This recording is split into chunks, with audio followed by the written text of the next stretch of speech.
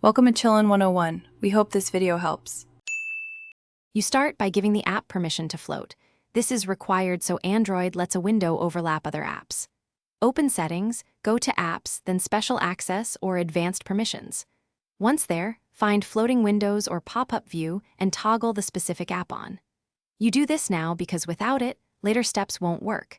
Granting permission tells MIUI to allow overlay, which is why you must complete this step before creating any floating window. With permissions set, open the app you want to float. You're ready to create the window. From Home, swipe up to Recents or use the gesture, then tap the app card and choose Pop-up View or Floating Window. Some Xiaomi builds show an icon in the top of the card.